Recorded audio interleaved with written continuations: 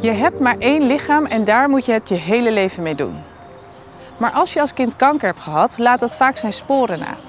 Soms zichtbaar en soms onzichtbaar. Lukt het je om van je lichaam te houden? Waarom is er zoiets als de laterpolie en wat zijn later gevolgen?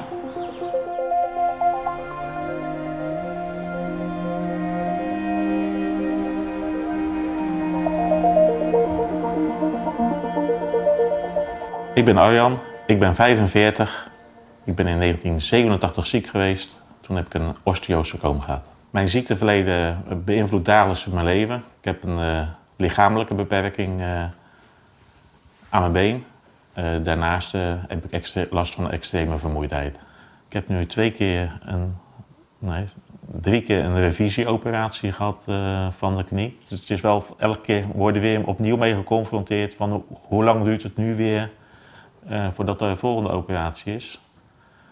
En dat is wel iets waar je wel mee bezig bent. Ja. Ik heb niet aangeboren hersenletsel aan de behandeling overgehouden en ook NLD, en dat staat voor Non-Verbal Learning Disabilities. En dat houdt in dat ik geen emoties kan lezen. Het beïnvloedt mijn leven, zoals ik het zie, niet heel zwaar. Alleen, ja, er zijn gewoon bepaalde dingen waar ik gewend ben om rekening mee te houden. Ik moet van tevoren gewoon alles goed plannen. Als ik het niet van tevoren weet, dan raak ik het overzicht kwijt en dan heb ik bijvoorbeeld al mijn eigen plan getrokken. En dan gaat de combinatie van, oh, ik moet schakelen. En dat geeft kortsluiting bij mij en dat gaat fout. Wat ik nog ervaar van mijn behandeling qua lichamelijk is eigenlijk dus, best wel weinig. Ik heb gewoon nog al mijn longinhoud, ondanks bestralingen. Ik heb 1 nier die 100% werkt. De andere nier is er niet meer, maar met 1 nier kan je prima leven. En voor de rest zijn het echt alleen maar dus het feit dat ik heel veel littekens heb op mijn lichaam. En dat ik een beetje dof ben in aanrakingen. Kom. Ja. Goed hè. Door de chemo beïnvloedt het mij nu heel erg nog in vermoeidheid. Zoals mijn vrienden een avondje gaan stappen, ga ik wel mee. Alleen de volgende dag ben ik waarschijnlijk wel ziek door de vermoeidheid. Zenuwpijn in mijn handen en in mijn voeten. Waardoor ik het idee heb dat ik echt op steentjes loop. En ik heb een zoutarm dieet waar ik me aan moet houden. Dat komt omdat de chemo mijn nieren heeft aangetast. En niet zozeer heel erg. Maar het is wel slechter dan een vrouw van 23. Normaal eigenlijk. Zo dat het door te zijn. De vermoeidheid, maar met name ook de concentratieproblemen hebben ertoe geleid dat ik uitgevallen ben op mijn werk. Waardoor ik nu inderdaad in de WIA zit. Dat ik in de WIA zit is op dit moment, geeft me een stuk rust. Aan de andere kant mis je wel je sociale contacten, je werk om je heen. Maar aan de andere kant geeft dat nu wel me de rust om de dingen te doen die ik kan en ook leuk vind. Mijn zoon maakt ook wel eens de grap van, als ze aan mij vragen van wat wil je worden later, ja, hetzelfde als mijn vader, bank zitten. Ja, ik vind humor in mijn leven, ook voor de verwerking, wel heel belangrijk. Een stukje zelfspot, want het is gewoon een verdrietig iets. Maar door een stukje humor en een grap is het wel te verzachten. Ja. Ik heb wel een hele goede vriend die weet echt precies, als hij al aan mijn blik ziet hoe moe ik ben, dan zegt hij, oké, Fleur, we gaan nu naar huis. Alleen andere vrienden hebben soms niet echt het idee ervan. Het is nu 9 jaar geleden dat ik ziek ben geweest. En ik heb nog wel last van de later effecten.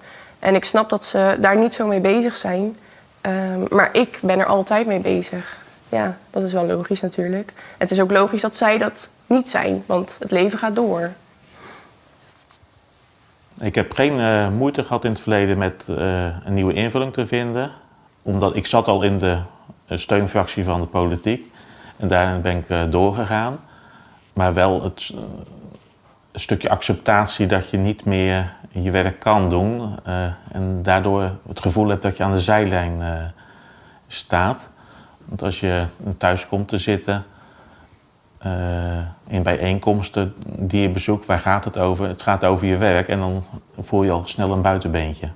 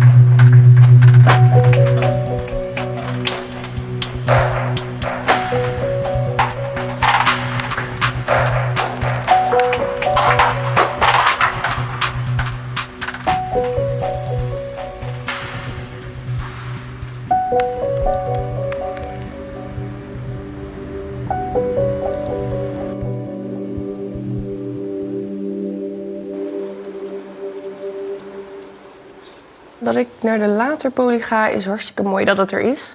Maar toch is het wel een soort van spannend. Hi. Hallo. Ik heb om 4 uur een afspraak. Ja, hoe is je naam? Fleur Steejauwer. Ja. Ja, dat voel ik altijd wel een week van tevoren. Voel ik dat altijd wel hoor, dat die spanning er is. Fleur? Ja. Ja, dat is toch altijd wel een dingetje.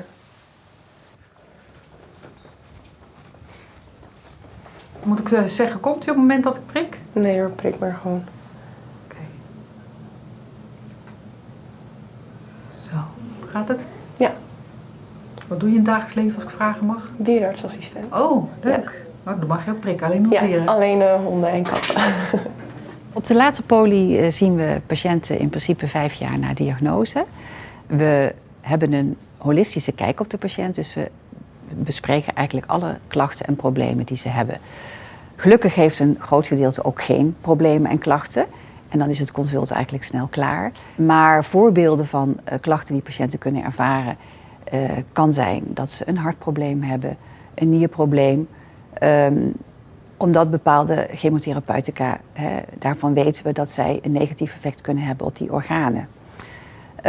Zie je niet altijd aan de buitenkant, maar wel belangrijk om te controleren en te bespreken. Een ander klacht is dat patiënten chronische vermoeidheid kunnen hebben of psychosociale gevolgen. Zie je ook altijd niet van de buitenkant, maar is wel heel belangrijk in je algemeen welbevinden of in je quality of life ervaring. Dat is ook altijd iets waar veel aandacht voor is. En als dat een rol speelt, kunnen we daar ook psychologische hulp voor inroepen. Nou, vertel eens, hoe is het met je? Gaat goed? Ja? Ja, gaat Fijn. hartstikke goed. Ja, en wat Ja. gaat er allemaal goed? Werk gaat sowieso altijd heel leuk. Ja? Super tof nog steeds. Ja, je blijft helemaal stralen Ja. als je daarover Ik vind het zo leuk. Dat vind ik echt Ja. zo geweldig. Ja, Zo goed gezondheid omdat- eigenlijk in principe ook wel. Ja, en dat lukt Ehm, allemaal goed om dat goed vol te houden met werk. Ja. En- Ja. Maatschappelijke erkenning voor de gevolgen van kanker wordt wel steeds meer geaccepteerd. Ik heb dat ook gemerkt in mijn afkeuringsproces. In het verleden was het ook wel dat je zelf heel vaak moet verdedigen van het heeft mogelijk daarmee te maken. En door veel documentatie is er wel veel meer steeds bekend, ook bij het artsen van het UWV. Maar dat komt ook door voortschrijdend inzicht, omdat er gewoon heel veel onbekend is. Zeker nog van de mensen die 40 jaar geleden, of 30, 40 jaar geleden kanker hebben gehad en al in behandeling zijn geweest. Dat zijn er veel minder dan mensen die 10 jaar geleden zeg maar, kanker gehad hebben. Ik heb ambulante begeleiding, die komt 1 keer in de 2 weken hier bij mij. En die bespreekt gewoon met mij van oké, deze week gingen de dingen goed, gingen de dingen slecht. En als ik vragen heb of wat dan ook, of als er iets gebeurd is, dan gaan zij met mij kijken van oké, wat is er gebeurd? Waar ging het fout? En hoe gaan we dat oplossen? Een heel groot handvat met mij is bijvoorbeeld als ik een dag vrij ben en ik moet wat dingetjes doen, opschrijven, afstrepen. Ik heb het inmiddels geaccepteerd. Dat zeker. Alleen ik heb echt een mega groot litteken op mijn lichaam. Van mijn thorax tot aan mijn lever. En dat is wel heel confronterend, als je dat soms ziet. Niet zo... het is confronterend omdat je weer in de spiegel kijkt en denkt... ik ben 23 en ik heb zo'n jaap op mijn lichaam. Dat is wel pijnlijk. Maar inmiddels hoort het er wel bij, dus ik heb het wel geaccepteerd. En dat is nog niet heel lang geleden dat ik dat echt heb geaccepteerd. Dat heeft echt wel geduurd. Doordat je accepteert dat je je beperking hebt, ga je zoeken naar de manier hoe kan ik het leven mooi maken op mijn manier. En die manier heb ik wel in mijn leven gevonden van goh, ik maak het op mijn manier mooi.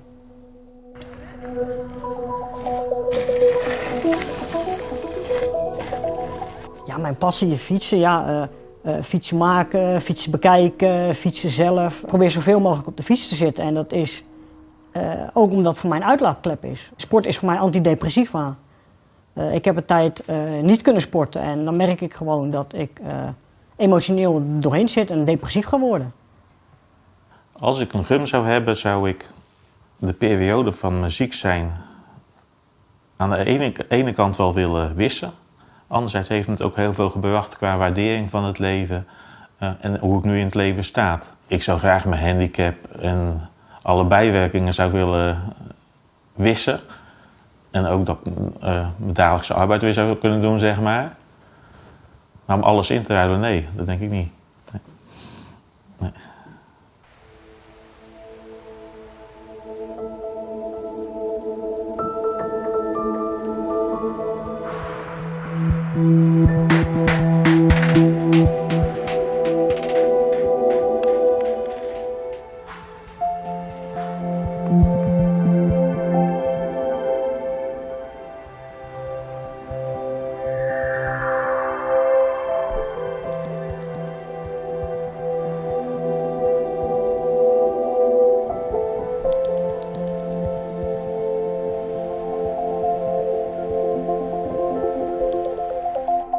De gevolgen na kinderkanker zijn voor iedereen anders.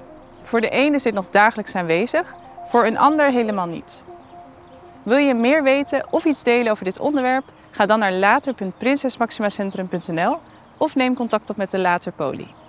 Ook kun je terecht bij de Fox voor meer informatie en contact met anderen. In de volgende aflevering gaan we dieper in op het thema gevoel en emotie.